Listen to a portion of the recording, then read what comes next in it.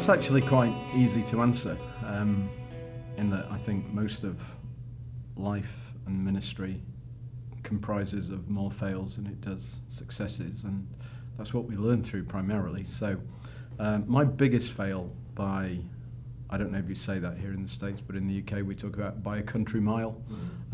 My biggest fail was berating God's people to mission, as opposed to letting the gospel win their hearts by the Spirit for mission. So I was a minister of a fairly traditional church. I was only 24 when I went there, and I was already persuaded of a missional lifestyle. We didn't use that language then, but this is our identity as God's people living life on life together on mission. And this was a small church. It was a very traditional church, and they were lovely people. They loved the Lord, but they were very kind of set in their ways. And I was a legalist, effectively, and I hammered them with the obligations of the gospel, without winning their hearts with the glorious things of what God has done for them, and that brought about to some degree a sense of compliance, but overall they were never won for Christ or for his mission, and they could only sustain living missionally for either short bursts of time or for a longer period of time, but then they just gave up through weariness because Christ wasn't continuously refreshing their hearts. And that was by far the biggest fail. And I think I probably spent the best part of my 7 years tenure in that church as a legalist and berating God's people. And so it's probably towards the end of around about 1988 when I really saw the foolishness of that and the inadequacy of that. So they responded, and they tried to live it out and live up to the call that you were putting out to them. Yes, they did. And they responded because, one, they were God's people, two, they loved the Lord, they wanted to please him, and three, it was biblical.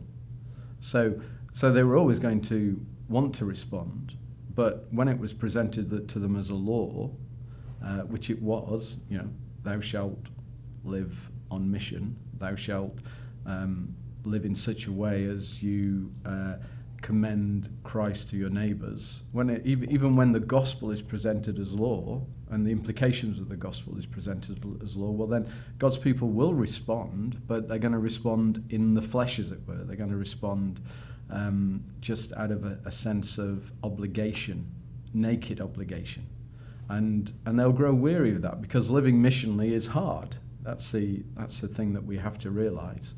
And we can talk about that at some point, but living missionally is very hard. So it can never be sustained unless it's sustained by hearts continuously refreshed by Christ through the work of the Spirit, kindling my affections for him. And I didn't use my teaching opportunities to kindle their affections for Christ. I was a young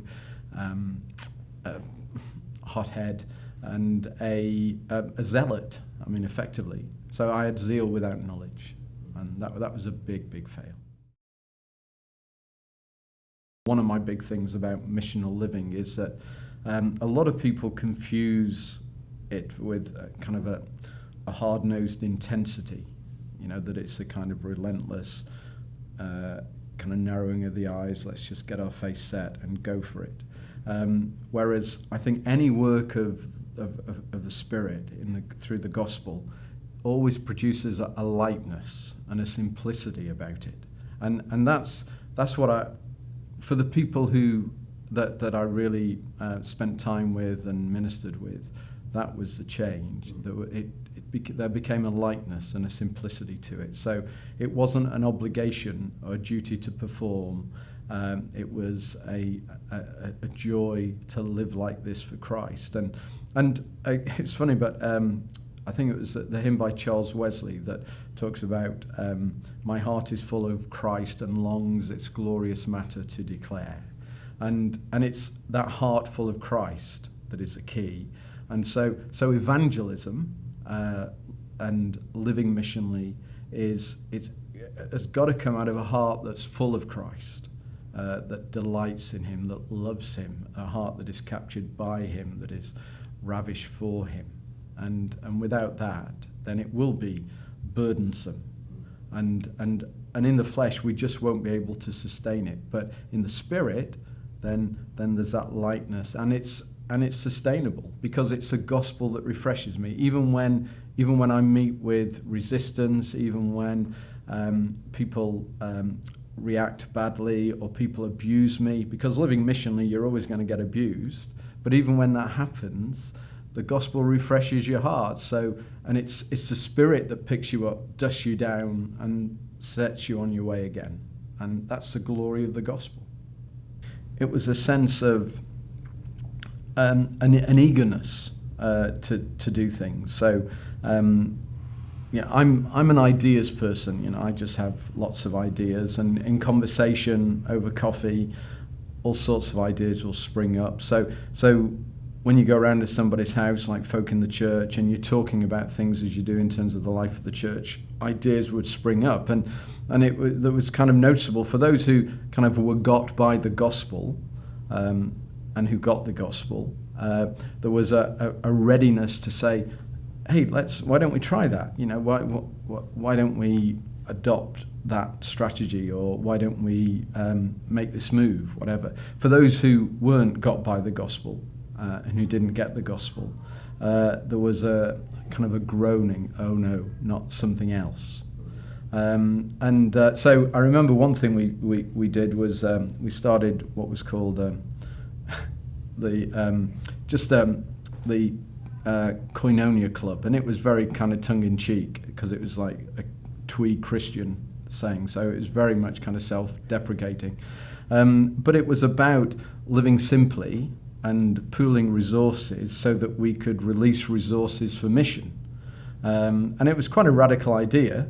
And you've got to realize this was back in the 1980s, so this was a long time ago, when most of this stuff just wasn't part of people's currency of their language and so on.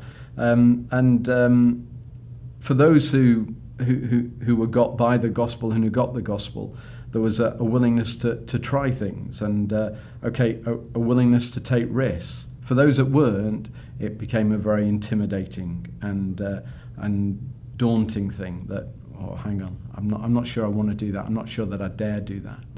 And so it was just that receptivity, that lightness in it. Hey, let's give it a go. Because if it fails, so what? Yeah, we've tried. The biggest failure is the refusal to try new gospel initiatives. That's a sin, an unwillingness to live missionally for Christ. It's not a fail to try things, to engage with the community, your neighbours and so on, and to fall flat on your face. That's the Father delights to see his children doing that. Ironically, paradoxically, it was the gospel. So this was a foolishness of it. I just didn't join the dots. I recognize, I understood the gospel, but I didn't understand that it was the gospel that persuaded other people. And that was the big fail. So it was understanding the gospel, and that if Christ was who he said he was, if the gospel was true, if Christ did what the scriptures said that he did, and that he died for me and he died for his church, and that we are his mission strategy in the world, then that just made it really quite easy for me. So there were two key elements. One was biblical theology, which I kind of got exposed to in the late 70s. So the idea that the Bible tells a coherent story, and that basically it is about God's purpose to have a people for himself that he reveals his glory to, that he displays his glory through. So understanding that was a game changer for me. And then just practically, there was a guy who's in Sydney, a guy called Philip Jensen, and he gave two talks at the Proclamation Trust Evangelical Ministry Assembly in London, 1986. They were just revolutionary for a lot of people, myself included, in okay, if we're ministers of the gospel, and he was talking probably slightly more professionally than I would now, but if we're ministers of the gospel, then the gospel is that which we minister. So don't get distracted by a whole range of other things. Don't get into kind of religious church practices, and don't spend all your time doing funerals or weddings, because it's about mission. It's about equipping people for gospel ministry. And that was just so helpful for me. And then, okay, here I was in this mining community with a small church. How did I live that out, work that out? And so those were the two key elements, I think. When you understand that as a paradigm, then you read the scriptures, for example, what is explicit in the book of Acts, or what is implicit in the epistles. You read that through that paradigm, and then because you see this identity, who we are as God's people, what we're about, then you understand why Paul did what Paul did, or why Paul says what Paul says. And Jesus, because he's the climax of the great biblical story, because he is the one in whom the glory of God is revealed, and the one who displays the glory of God to the world supremely, and all that we are in him. Our union with Christ is foundational, central, pivotal. Well, because of that, then you understand him better, and why did he do what he did? Why did he go about the business that he did in the way that he did it? But if you get that the wrong way round, then it becomes mere kind of mimicry, and it's about techniques, and it's pragmatism. And pragmatism is always idiocy. If there is such a thing as a missional movement, although movements is probably a more accurate description, then it's always going to be inevitable that this kind of thing happens. But I do think that one of the weaknesses of the contemporary so-called missional movement is that it's not theologically robust enough. So you have some people who've taken it on board because it's another means of church growth. Other people take it because they're tired of kind of just doing traditional church and the routine and so on. They want something a bit edgier, a bit more exciting, and we've kind of fed that. I think with stuff we've fed it, and it's just had its own. It produces its own fruit, which isn't healthy, and whereas it always has to be fueled by deep theology, an understanding of who God is and what God has done for us in Christ. Living missionally is wearisome. It's just, it can wear you down because you're living life on life. So there are two problems with living missionally that we talk about. One is that we're aware of. One is other Christians, and two are non-Christians. The third problem is ourselves, but we conveniently forget that. But living life on life, then with other Christians, because individualism. You see, this is what I think is a critical issue for us in the West, and we just don't appreciate how absolutely shot through the whole way that we look at the world is by individualism. The way that our culture has baptized and accepted as normative the Genesis 3 individualism that so ripped apart God's good creation, and so living life on life together is a pain, because it means that I'm not living as an individual. It's not about my self-actualization, my self-fulfillment, my pleasure. I can't talk anymore about my personal space. I can't. I'm only ever a steward of all that God has given me, all the resources that God has given me to steward for His glory. So it's never, whoever it's never about me, and that's tiresome, and wearisome. And then we're always going to get slapped in the face by non-Christians, stabbed in the back by non-Christians. We're going to get our hearts broken when they walk away after we've invested in them. And unless, as I said earlier, unless our hearts are always being continuously refreshed by Christ, then and the Hebrews 12, who for the joy set before him, is for the joy set before us. And the joy set before us is Christ's glory, Christ's fame, Christ's reputation, to know that on that day he will be seen to be glorious. He will be seen to be altogether beautiful and the fairest of 10,000. That's my ambition, and I want that to capture my heart, win my affections, and that of my brothers and sisters, so that we can sustain a lifestyle that is just radically foolish in the cultures that we live in. The danger is when you say things like that, people immediately jump on that and say, okay, I have no kind of individual responsibility. And I want to say, no, as an individual, I do want to speak of Christ, and I do want to speak for Christ, and I want to take opportunities. I want to pray for opportunities. I think, as I mentioned, that, you know, when you have Philip the evangelist transported into the desert to meet a lone Ethiopian nobleman, then you can't say it's all corporate. But the primary method of mission, for mission, is God's people.